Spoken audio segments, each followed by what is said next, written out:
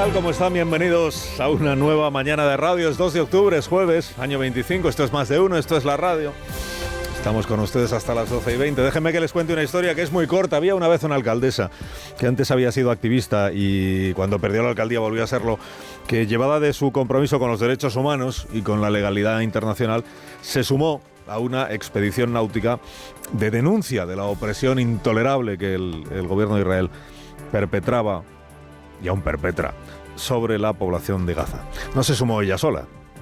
Participantes de más de 50 países se echaron la justicia universal a la espalda, reunieron pequeñas embarcaciones y partieron desde distintos puertos del Mediterráneo, amparados por el derecho marítimo que protege la ayuda humanitaria. Ni la exalcaldesa, de Barcelona en concreto, ni ninguno de sus acompañantes ignoraban el riesgo que encaraban, no tanto en los primeros días de la navegación como en el último día, que es cuando cumplirían con la misión que tenían declarada. Y la misión era transmitir al mundo el mensaje de que el asedio israelí debía terminar. Enfrentamos ese riesgo, dijeron, porque el nuestro es mínimo comparado con lo que a diario sufren los palestinos. Cuando el gobierno de Italia anunció que enviaría un buque de la Armada a acompañarlos, los integrantes, los tripulantes de esta flotilla, lo celebraron. Cuando el gobierno de España anunció que enviaría otro barco... Les informo de que mañana zarpará un buque de acción marítima equipado con todos los medios por si fuese necesario asistir a la flotilla y realizar algún rescate. También lo celebraron. Lo celebraron porque siempre está bien llevar compañía de marineros avezados, ¿no? Aunque solo sea para que te lancen un flotador si en un mal movimiento te vas al agua. La navegación durante días transcurrió sin más incidencias. Nada tuvieron que hacer los buques de compañía.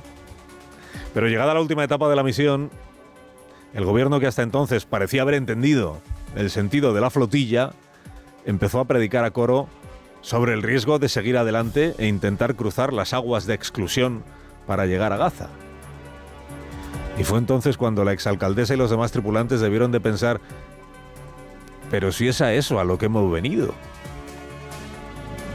La coalición de voluntarios, activistas, defensores de derechos humanos, organizaciones significadas con la causa palestina, que se forjó este verano bajo el nombre de Global Summit Flotilla, o la Flotilla Global de la Resistencia, en España, Flotilla a secas, desde el primer minuto declaró cuál era su objetivo, que no era navegar unos días por el Mediterráneo para hacerse ver, como sostienen sus críticos, o para hacer turismo, como sostienen quienes están francamente irritados por una iniciativa que ni les va ni les viene, pero parece que les molesta muchísimo, ¿no? Tampoco era arrastrar a los gobiernos de los países con nacionales a bordo a tomar partido. Esa es una decisión que tomaron algunos gobiernos de signo político tan distinto como el de Sánchez o el de Giorgia Meloni. El objetivo de la flotilla siempre fue llegar por mar hasta Gaza, romper o intentar romper, sortear la vigilancia israelí y abrir un corredor humanitario por el que hacer llegar los bienes de primera necesidad que escaseasen en la franja. Y naturalmente lo sé yo como lo saben ellos. Naturalmente que los organizadores de esta flotilla sabían que era imposible que el gobierno de Israel se hiciera el loco, mirara para otro lado y les dejara fondear y desembarcar su ayuda humanitaria en Gaza. Siempre fue una misión abocada a quedar incumplida. Pero eso mismo era parte de la misión. Denunciar, al no poder completarla, que Israel impide que organizaciones humanitarias socorran a la población civil, sin hacer daño a nadie, por cierto, y sin llevar encima un arma, no te digo ya usarla. Si era una flotilla a Gaza, es porque su sentido era, y sigue siendo a esta hora de la mañana, intentar llegar a Gaza. Porque en eso siguen algunos de los barcos que todavía no han sido neutralizados o interceptados o parados por la armada israelí. En eso sigue el barco que más cerca está ya de la costa de Gaza, que es el Miqueno, que ha driblado, digamos, a una patrullera israelí. Vamos a ver si consigue llegar a puerto y avanza hacia la costa, con una española a bordo que se llama María Cendrera. Acaba de venir a visitarnos uno de los barcos con cañones de agua y hemos estado durante 10 minutos bajo un chorro súper fuerte de agua. Tenemos aquí a las chicas temblando, todo goteando. Naturalmente, si este barco consigue en los próximos minutos tocar puerto, digamos, llegar a un puerto ahí en la costa de la Franja de Gaza, lo que le va a pasar es lo mismo que a los otros, que los tripulantes serán inmediatamente interceptados por el ejército israelí, llevados al puerto de Asdod, y a partir de ahí ya se verá si, como está diciendo el gobierno de Italia, deportados o devueltos en los próximos días a sus países de origen, que es en lo que ya trabajan las diplomacias de esos países, incluida la nuestra, o si el gobierno israelí decidiera presentar cargos contra estas personas, en cuyo caso su situación podría demorarse o prolongarse durante algo más que unos pocos días. Pero el objetivo era este: llegar a Gaza. Por eso se entiende malamente que el gobierno de España anunciara con la solemnidad de quien se suma a una causa el envío de un buque de la Armada para acompañar a la flotilla, y que, llegada a la última etapa del viaje, que es la importante, se apresurara a pedir a los tripulantes que se lo pensaran mejor y que no entraran en la zona de exclusión decretada por Israel. Es que no solo se lo pidió, lo hizo encarecidamente, dijo ayer Patxi López, encarecidamente, como se le pide las cosas a un compañero, a un familiar, a un hermano. No te arriesgues, no te pongas en peligro, por favor, no entres en aguas peligrosas.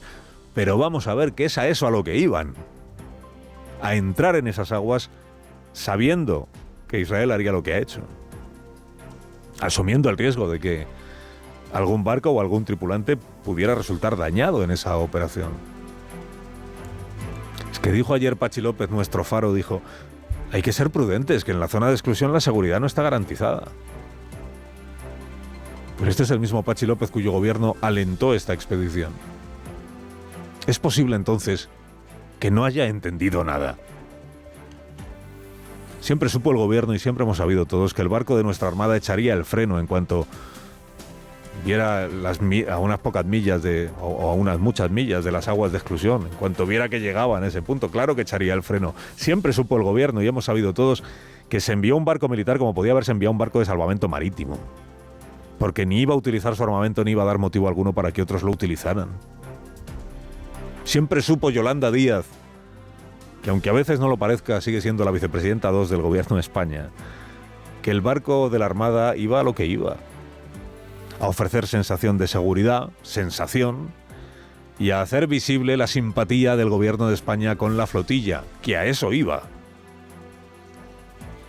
El gobierno pudo enviar un barco llamado Furor, que también, que ojo al elegir el nombre del barco. Furor es furia, furor es ira, furor es cólera, nada que ver con la labor contemplativa que ha realizado.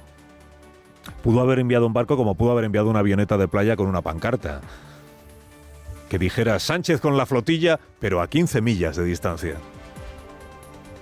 El Furor no era el primo de Zumosol de la flotilla, era el coche escoba de la Vuelta Ciclista, por si algún tripulante flaqueaba o qué sé yo, se iba al agua, para poderlo rescatar. Y la flotilla está terminando su viaje como sabía que el viaje terminaría.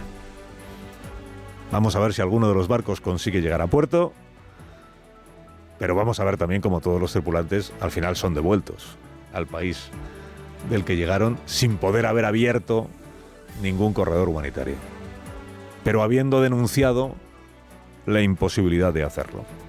La misión incumplida podrá cantar paradójicamente misión cumplida.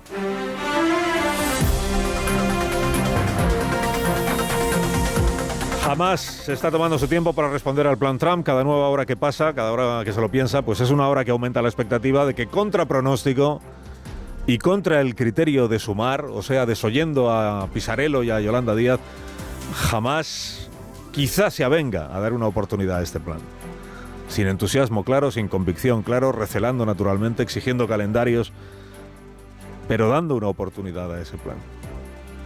Aceptando que la alternativa, que son más muertes, más hambre, más expulsiones forzosas, no parece que prometa un escenario mejor que el que promete el plan.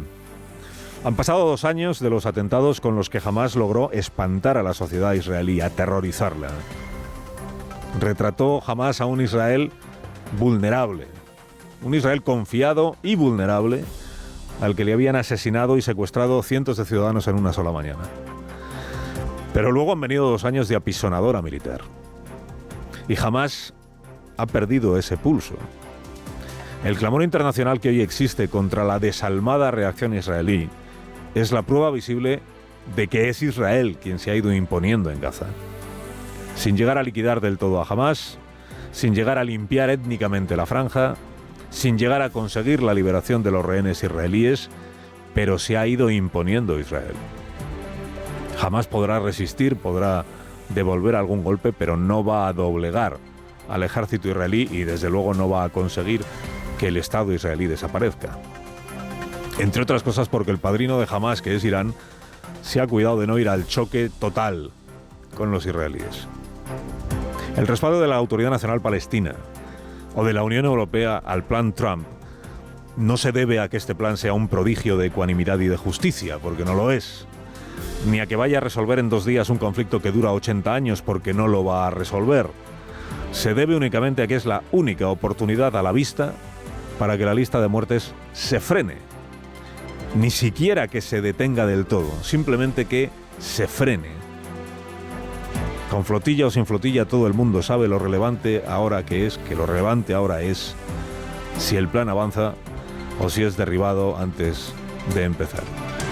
Y por cierto, aquí en casa es llamativo que quienes clamaban por un alto el fuego en Ucrania, aunque fuera al precio de que Zelensky rindiera una parte del territorio a Rusia y Putin quedara inmune por la agresión, o impune más bien, por la agresión que cometió, estos mismos se revuelvan ahora contra un alto el fuego en Gaza, si el precio es que jamás se rinda, y Benjamín Netanyahu sea el que quede impune.